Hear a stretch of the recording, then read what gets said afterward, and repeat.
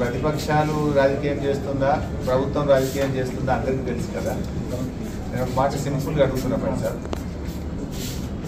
12 రోజుల తర్వాత కదా ముఖ్యమంత్రి స్పందించింది. యాక్సిడెంట్ జరిగిన తర్వాత శ్రీతేజును ప్రభుత్వం ఎందుకు స్పందించలేదు? ఒక మంత్రి గారు వచ్చి ఎందుకు పరామర్శించలేదు?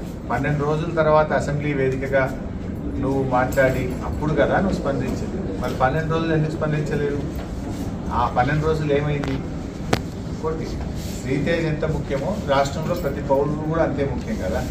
గురుకులాల్లో 50 మంది విద్యార్థులు చనిపోతే ఒక్క మంత్రిపై పరామర్శించలే. దానికి మంత్రిగా ఉన్న ముఖ్యమంత్రి గారు కూడా ఒకరోజు పరామర్శించలేదు. ఎందుకు వెళ్ళలేదు ముఖ్యమంత్రి గారు? మరి వెళ్ళి ఆ కుటుంబాలకు కూడా ప్రభుత్వం ఆదుకోవాలి కదా. ఆ తల్లిదండ్రులకు కూడా కడుపు కోతనే కదా.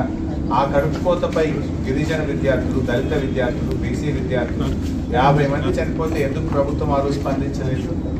చట్టం అందరికీ సమానంగానే ఉండాలి కదా. చట్టము అందరికీ సమానంగా ఉండాలి కదా. ఈ రాష్ట్రంలో సాయిరెడ్డి అనేటువంటి మాజీ సర్పంచ్ చనిపోయి సూసైడ్ నోట్ రాస్తే ఈ రోజు వరకు దాని మీద ఎఫ్ఐఆర్ ఇష్యూ కాదు. ఈ రోజు వరకు దాని మీద కేసు నమోదు కాదు. బాధితుల్ని ముఖ్యమంత్రి తమ్ముళ్ళని అరెస్ట్ చేయలేదు. నువ్వు చట్టానికి అందరూ సమానమే అన్నావు. Yes, correct, we fully agree with you. ముఖ్యమంత్రి గారి మాటలతో మేము పూర్తిగా ఏకీభవిస్తున్నాం. ఎందుకంటే దానికి సినిమా యాక్టర్లు ఇంకోరో ఎవరు కూడా అతీతులు కాదు అని ముఖ్యమంత్రి గారు అన్నారు. మరి నీ తమ్ముడు ఎట్లా అతీత అవుతున్నాడు?